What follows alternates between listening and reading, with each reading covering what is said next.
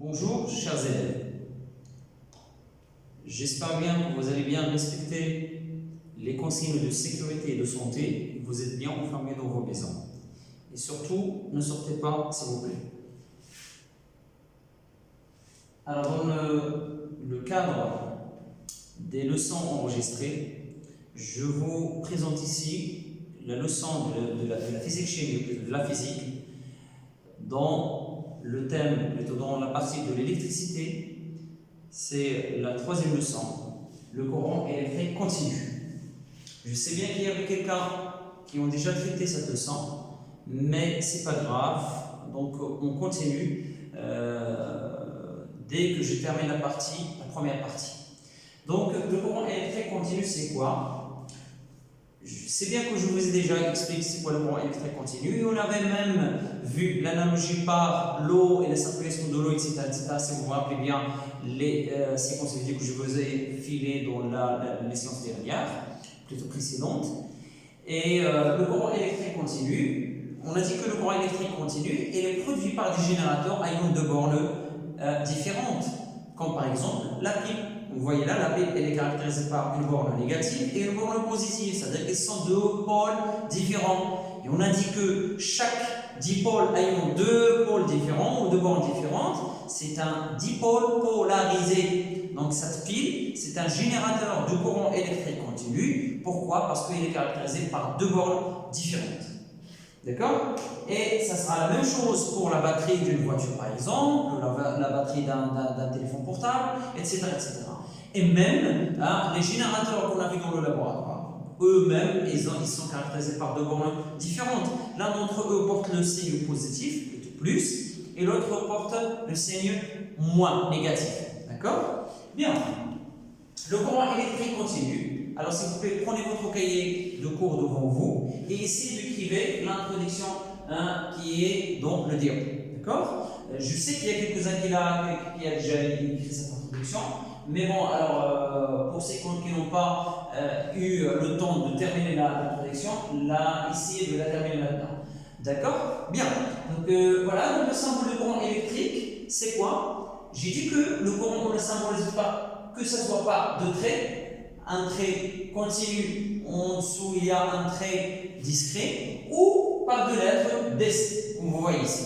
DC ça veut dire direct current en anglais, d'accord? Alors, ce trait par exemple, on le trouve dans des appareils qui fonctionnent avec le courant électrique continu, comme celui-là par exemple, regardez bien, ici, vous voyez? Donc voilà, il y a le signe de courant électrique continu, il est là. Alors, excusez-moi, je vais juste, voilà. Vous voyez? Donc voilà le signe de courant électrique continu. D'accord? Voilà. Ça va? Ça marche. Alors, très bien. Ou par la lettre DC. Des fois, on trouve cette lettre DC dans les appareils de mesure. Voilà, donc voilà. Maintenant, on va passer à caractériser ce courant électrique continu. C'est-à-dire quelles sont les caractéristiques du courant électrique continu. De quoi est caractérisé le courant électrique continu. Et on va commencer par la première caractéristique, c'est le sens conventionnel du courant électrique continu. Ça veut dire que si je réalise un circuit électrique où il y a un générateur de courant électrique continu comme la pile ou comme une batterie, etc., le circuit, ou plutôt le courant électrique, circule dans quel sens dans ce circuit électrique? Pour cela, on va réaliser une expérience très simple. On va se baser sur un matériel qui est très simple que vous pouvez vous-même faire à la maison. Ce n'est qu'un petit moteur, d'accord? Un dynamo, un moteur, un alternateur qu'on trouve dans les jouets, les voitures, etc., de jouets, etc. Alors, j'ai fixé ici un objet plutôt qui va indiquer le sens de rotation. Qu'est-ce que je vais faire? Je vais essayer de le brancher entre les bornes d'une pile, d'accord? Regardez bien, alors voilà, et puis, voilà, donc regardez bien qu'il va tourner, voilà, il tourne. Regardez bien le sens de rotation du moteur, regardez bien. Alors il tourne comme ça, au sens opposé des aiguilles d'une montre. Je vais maintenant inverser la connexion des fils entre les bornes de moteur, regardez bien. Hop, alors, il tourne dans le sens opposé. Cela veut dire que le courant électrique qui circule dans le circuit précédent, il ne circule pas dans le même sens que dans ce circuit-là. Donc ça veut dire que le courant électrique a changé de sens de rotation.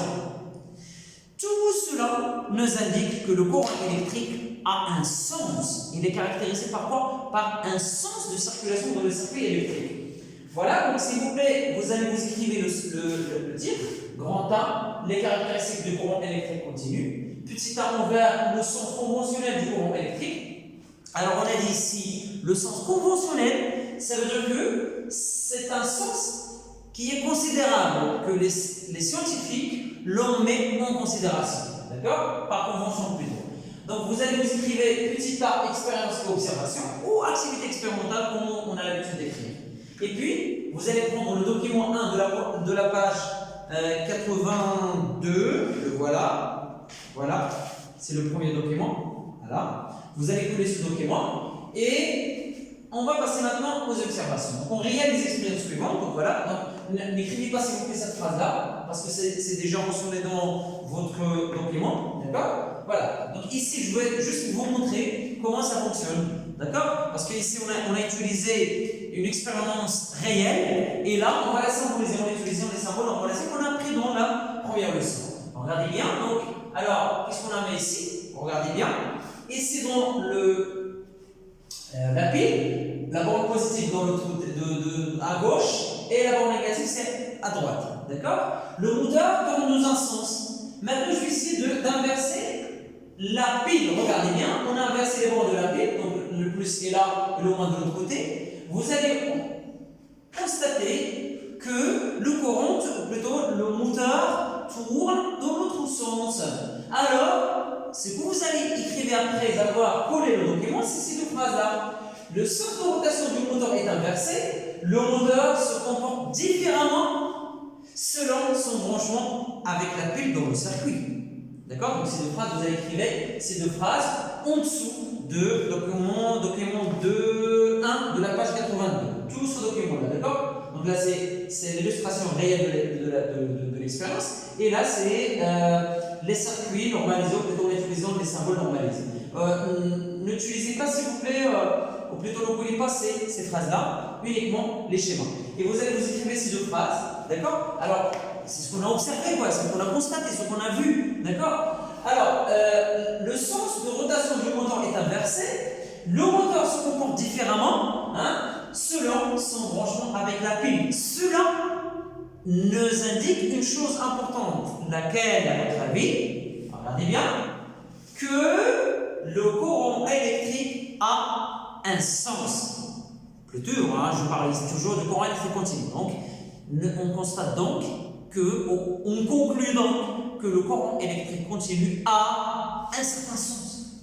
D'après les observations précédentes, on a dit que le courant électrique a un sens de circulation dans le circuit électrique fermé. Il doit être fermé, d'accord? Alors, donc vous allez vous écrire cette conclusion. Vous écrivez B, conclusion, fermé. Voilà. Donc vous allez vous écrire cette conclusion, s'il vous plaît. Maintenant, on doit poser la question, on va se poser la question, c'est quoi ce sens? Quel est le sens de circulation du courant électrique continu dans un circuit fermé où il y a bien évidemment un générateur de courant électrique continu, comme la pile, comme on a indiqué tout à l'heure. Voilà, donc c'est ce qu'on va faire maintenant dans cette activité. Donc c'est ce que vous écrivez, vous arrêtez là maintenant, d'accord? Maintenant on va passer à découvrir le sens conventionnel du courant électrique continu. C'est-à-dire comment je peux tracer ou plutôt symboliser ou plutôt indiquer le sens du courant électrique continu dans un tel circuit fermé. D'accord? Voilà. Quel est le sens du courant continu? Voilà. Pour cela, on va utiliser une composante, ou plutôt un dipôle très très important, dont on avait déjà parlé. Je vous ai parlé de ce dipôle auparavant lorsqu'on a fait les symboles normalisés. Et si vous vous rappelez un petit peu, je vous ai dit que ce dipôle, on va l'utiliser plus tard. On va savoir quelle est son utilité plus tard. D'accord? Alors, est-ce que vous vous rappelez de ce symbole-là? Donc ça, bien évidemment, c'est la diode. Voilà. Donc, ce symbole, ce qu'on appelle la diode à jonction. Et puis, si on a deux flèches dessus, ça veut dire que c'est une diode DEL, ça veut dire diode électroluminescente. Voilà, regardez bien. Donc, la diode, c'est quoi la diode? La diode, c'est un récepteur polarisé. Pourquoi polarisé? Parce que les deux bornes sont différentes, ça veut dire qu'elles se comportent différemment en fonction de son branchement dans le circuit électrique fermé. Donc, la diode, elle est caractérisée par, plutôt symbolisée par ce symbole, et certaines diodes peuvent émettre des signaux électriques, plutôt luminescentes, c'est ce qu'on appelle la DEL. D'accord? Lorsqu'ils sont traversés par le courant électrique, c'est généralement celui-là. Et je vais montrer un certain type. On avait déjà parlé de ça. Donc ça, par exemple, regardez bien, ça par exemple, c'est une diode DEL. D'accord? Pourquoi? Parce que elle émet de la lumière, plutôt elle devient luminescente lorsqu'elle est traversée par un courant électrique. D'accord? Donc, mais la caractéristique de cette composante, ou plutôt ce dipôle, c'est qu'il devient allumé uniquement s'il est traversé par le courant électrique dont le sens indiqué par sa flèche. Parce que vous voyez bien, regardez bien, donc voilà. Donc là, il y a une flèche que vous voyez. Donc alors, je l'ai inversé. Alors là, regardez bien. Donc c'est une flèche en fait. Donc le symbole de la diode, c'est en fait une flèche. Ils ont mis deux flèches en dessous pour vous dire que elle devient luminescente lorsqu'elle est traversée par le courant électrique. Parce qu'on peut avoir des diodes qui ne sont pas luminescentes, qui peuvent être bloquées au passant sans avoir donné un signe. Ça veut dire qu'on a toujours besoin de mettre un témoin, de brancher une lampe témoin avec la diode dans le circuit. D'accord? Bien. Donc ce que je vais utiliser ici, c'est cette diode. Si la diode est allumée, cela veut dire que le courant passe. Si la diode est éteinte, cela veut dire que le courant ne passe pas. C'est-à-dire que la diode est dans le sens bloqué. Si elle est allumée, ça veut dire qu'elle est dans le sens allumé, plutôt passant. Regardez bien, qu'est-ce que je vais faire? Je vais brancher là, ça veut dire ce côté-là, plutôt cette borne avec la borne négative. D'accord? Et cette borne avec la borne positive. Regardez bien, elle est allumée. Voilà, regardez bien, je vais vous montrer l'expérience. Donc, elle est bien allumée. D'accord? Je vais essayer maintenant de faire quoi? D'inverser la connexion de cette diode entre les bornes de la pile. Donc, je vais mettre. Alors, ça veut dire que je vais mettre celui-là ici. Voilà. Donc, j'ai inversé la flèche. Et celui-là de l'autre côté. Voilà. Eh bien, rien ne se passe. Donc, la diode est éteinte, ça veut dire qu'elle est bloquée, ça veut dire qu'elle n'est pas passée par un courant électrique. Donc ça, cette expérience, on va la schématiser par les symboles normalisés. Et avant de passer à vous parler de ça, vous écrivez C, expérience 2, d'accord? Et vous allez vous coller le document 2 de la page 82, d'accord? Le voilà, le document 2 de la page 82. Voilà, d'accord? Ça, c'est le document 2 de la page 82. Voilà. Donc, le voilà. Donc, ça, c'est le document 2. Donc, vous allez coller ce document. Et suivi d'un autre document. Le voilà. C'est le document 3 de la page 84. D'accord? Voilà. Tout ce document-là, s'il vous plaît. Le voilà. D'accord? Vous allez coller ce document aussi. Mais ne colle pas, s'il vous plaît, les interprétations et tout ça, parce qu'on va écrire une autre chose. D'accord? Bien. Donc, ce que vous allez faire, vous allez écrire C, expérience 2, vous écrivez ces phrases, vous collez le document 2 de la page 86, et puis on passe. Alors, et vous allez maintenant coller le document 3 de la page 84, et regardez bien. Maintenant, essayez de vous concentrer, s'il vous plaît, avec moi dans cette expérience. Donc, c'est la même chose qu'on a fait tout à l'heure, c'est la même chose, uniquement ici, on a essayé de symboliser, plutôt de schématiser le circuit en utilisant les symboles normalisés. Regardez bien, donc ça c'est une pile, toujours la pile c'est un générateur de courant électrique continu, parce qu'elle est caractérisée par les deux bornes différentes, une pôle positive et une pôle négative, et une diode. Alors j'ai préféré, si j'utilisais une diode électroluminescente, de plus j'ai utilisé une lampe témoin, d'accord? Alors,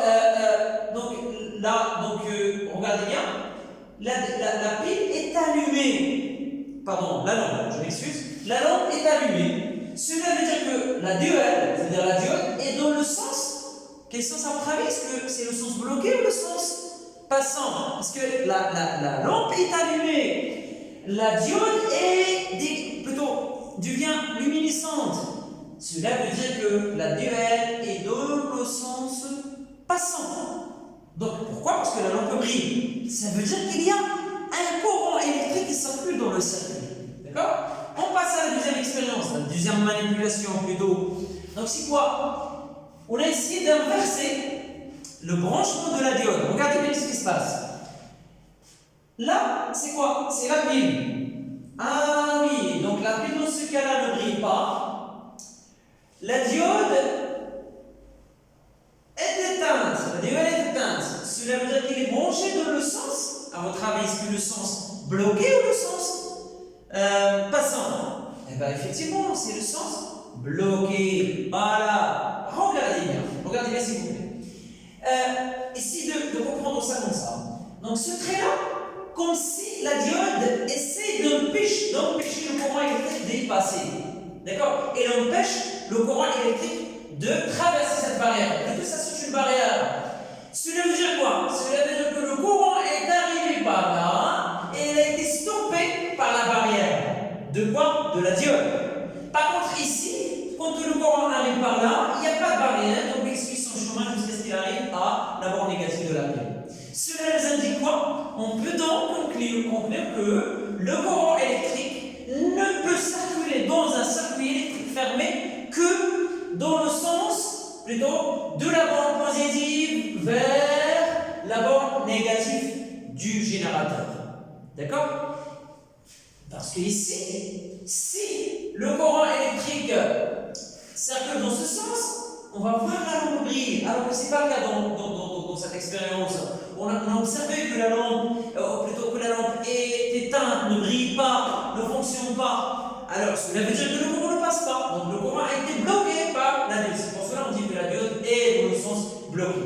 On conclut donc que le courant électrique circule dans un circuit électrique fermé de la borne positive vers la borne négative. Mais vous devez faire attention, c'est à l'extérieur du générateur. Et non pas ici. Et non pas entre la borne négative et la borne positive à l'intérieur. On ne parle pas de ça. C'est à l'extérieur du générateur. Donc s'il vous plaît, parce que ces deux expériences sont mentionnées dans votre document, le document dont on a déjà parlé tout à l'heure. C'est le document 3 de la page 84. Mais essayez de décrire cette phrase en dessous de chaque expérience qui y correspond. Par exemple, regardez bien. Alors. Donc ça, vous écrivez cette phrase en dessous de cette manipulation et celle-ci en dessous de cette manipulation. D'accord? C'est simple à faire. Bien. On passe maintenant à autre chose. Donc à écrire bien évidemment ceci, ce que je vous ai expliqué. Voilà. Donc regardez bien, donc conclusion. Dans un circuit électrique fermé, le courant électrique continu passe de la borne positive vers la borne négative du générateur à son extérieur. C'est le sens conventionnel du courant électrique continu. Donc, ce que vous devez retenir, ce que vous devez bien assimiler, c'est que le courant électrique continu circule toujours dans un circuit électrique fermé de la borne positive vers la borne négative. Alors, on peut schématiser le sens du courant électrique par une flèche, comme dans ce circuit-là. Vous regardez bien, voilà. J'ai mis des flèches ici, regardez. Donc ça, c'est le sens du courant électrique continu. Et ce n'est pas la peine de dessiner ce schéma, il suffit de coller le document 4 de la page 84. Il y a un document où il y a le sens, plutôt la flèche qui indique le sens du courant électrique. Si vous voulez la dessiner, c'est pas grave, il n'y a pas de problème. D'accord? Il faut juste stopper la vidéo et vous dessinez le schéma. Voilà. Donc s'il passe dans le sens opposé, voilà, donc toujours de la borne positive vers la borne négative, c'est la même chose. Voilà. Maintenant, on va passer de la deuxième caractéristique du courant électrique continu. Et regardez bien de quoi s'agit-il. Par exemple, je vais essayer d'utiliser ici une lampe. Donc ça, c'est quoi? C'est une lampe. Je vais la brancher entre les bords d'une pile. D'accord? Tout ça. Donc je vais enlever maintenant le moteur et tout ça. Je n'ai plus besoin là. Non? Alors, je vais faire voilà, comme ça. Et regardez bien. Voilà, donc elle est bien arrivée. Donc regardez bien. là, c'est un circuit électrique simple où il y a une seule lampe. Regardez bien l'éclat de la lampe. Hein? Regardez bien l'éclat de la lampe. Alors, qu'est-ce que je vais faire? Je vais brancher une deuxième lampe avec celle-ci, dans le même circuit. Alors, je vais ajouter une deuxième lampe. Voilà. Et vous devez vous rappeler de l'éclat de la lampe précédente. D'accord? Alors, j'ajoute. Hop, hop, hop, hop. Voilà. Donc, regardez, qu'est-ce qui se passe maintenant? Ah bah, est-ce que c'est le même éclat? Bah si, c'est différent. Ah bah oui, hein, c'est différent. L'éclat de la lampe est différent. Ce qui nous donne une chose, c'est quoi? Est-ce que le courant électrique qui circule tout à l'heure est le même que dans ce circuit? Eh bien, effectivement, ce n'est pas le même. Pourquoi? Parce que s'il s'agit du même courant électrique, ils vont avoir le même éclat qu'avant, alors que l'éclat s'affaiblit lorsqu'on ajoute une deuxième lampe. Cela indique que le courant électrique continu est caractérisé par ce qu'on appelle quoi? Ah oui, l'intensité. C'est quoi? C'est l'intensité. Ça veut dire que le courant électrique qui passe dans le circuit lorsqu'il y a une lampe est plus intense que le courant électrique qui circule dans le circuit lorsqu'il y a deux lampes. Et plus, bien évidemment. Donc, le courant électrique, ou plutôt l'éclat s'affaiblit à fur et à mesure qu'on ajoute d'autres lampes. D'accord? Cela veut dire que le courant électrique devient moins intense à fur et à mesure qu'on ajoute d'autres récepteurs dans le circuit. D'accord? Donc, voilà. Donc, l'éclat ici est en relation avec l'intensité du courant électrique. Donc, l'intensité, c'est quoi? C'est une chose qui caractérise le courant électrique. Et c'est quoi cette chose? C'est plutôt une description quantitative. Lorsque je dis quantitative, ça veut dire de la quantité. Alors là, par exemple, si je veux comparer l'éclat des deux lampes, maintenant avec l'éclat de la lampe toute seule, je vais dire il est faible, et ils ne sont pas le même, etc., etc. Mais si je vous donne une valeur, une quantité, là j'arrive à faire une très bonne comparaison entre les deux éclats, ou plutôt les deux courants électriques qui circulent dans les deux circuits. D'accord? Voilà. Donc, cela veut dire que le courant électrique est caractérisé par une quantité, une grandeur, une valeur qui le caractérise, c'est ce qu'on appelle l'intensité du courant électrique continu. Voilà, s'il vous plaît, le document que vous allez coller est dans la page, ou plutôt, non, c'est pas maintenant. Alors, vous allez vous dessiner ces deux circuits, s'il vous plaît, d'accord? Le circuit 1 et le circuit 2. Et essayez d'utiliser les couleurs, parce que, comme vous voyez ici, j'ai mentionné les flèches ici par le rouge et là par le bleu pour vous indiquer que le courant qui circule ici, ce n'est pas le même courant qui circule ici, même s'ils ont le même sens, mais ce ne sont pas les mêmes. Ça veut dire que celui-là, comme je vous ai déjà expliqué, est faible en intensité par rapport à celui-là. D'accord? Donc ce circuit électrique est traversé par un courant électrique faible en intensité par rapport au courant électrique qui circule dans ce circuit.